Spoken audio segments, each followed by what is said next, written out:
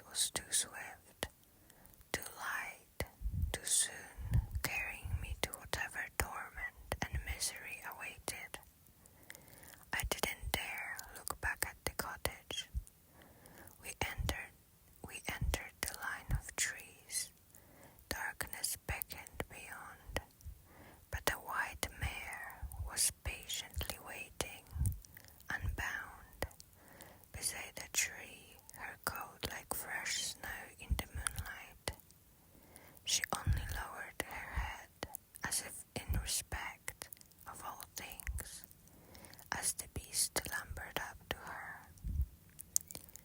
He motioned with a giant paw for me to mount. Still, the horse remained calm, even as he passed close enough to get her in one swipe.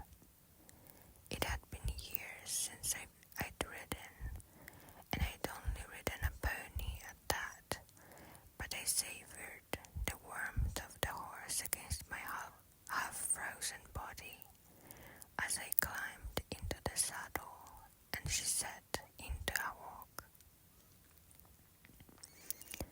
Without a light to guide me, I let her trail the beast. They were nearly the same size. I wasn't surprised when we headed northward, toward fairy territory, though my stomach clenched so tightly it ached. Live with him. I could live out the rest of my mortal life on his lands. Perhaps this was merciful, but then he hadn't specified in what manner exactly I would live. The treaty forbade fairies from taking us as slaves, but perhaps that excluded humans who'd murdered fairies. We'd likely go to whatever rift in the wall he'd used to get here to steal me. And once we went through the invisible wall, once we were in Prithian, there was no way for my family to ever find me. I'd be little more than a lamb in a kingdom of wolves. Wolves, wolf. Murdered a fairy. That was what I'd done. My throat went dry. I'd killed a fairy. I couldn't bring myself to feel badly about it, not with my family left behind me to surely starve, not when it meant one less wicked, awful creature in the world. The beast had burned my ash arrow, so I'd have to rely on luck to get even a splinter of the wood again, if I was to stand a chance of killing him or slowing him down. Knowledge of that weakness, of their susceptibility to ash, was the only reason we'd ever survived against the High Fae during that ancient uprising, a secret betrayed by one of their own. My blood chilled further as I uselessly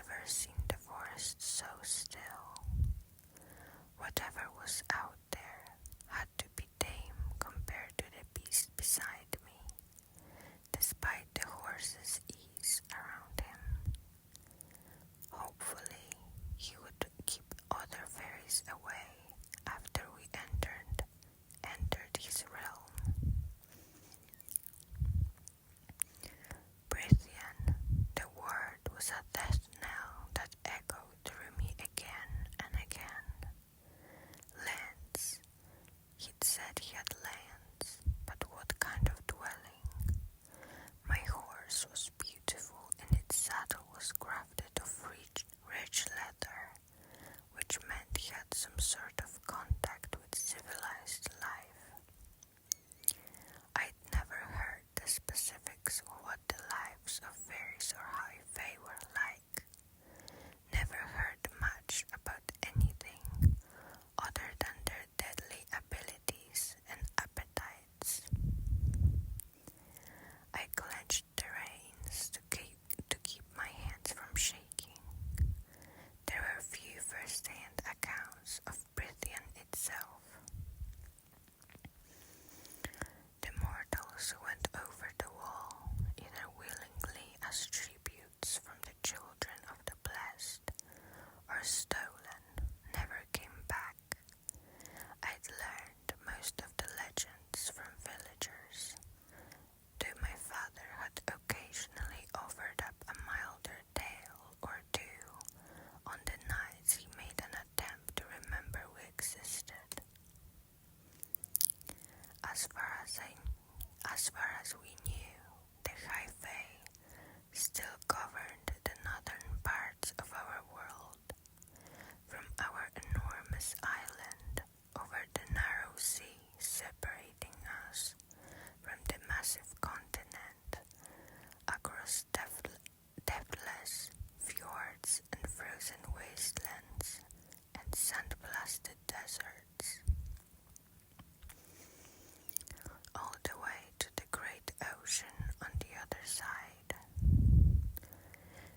Some fairy territories were empires, some were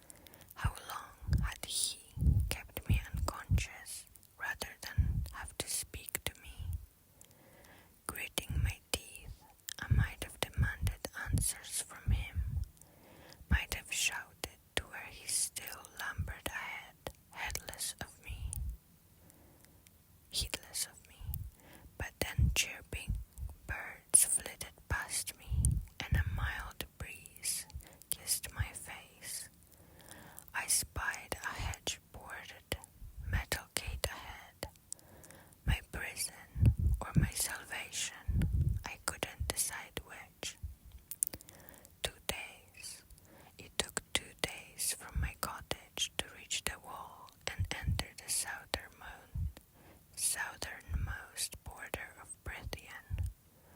Had I been held in an enchanted sleep for that long? Bastard.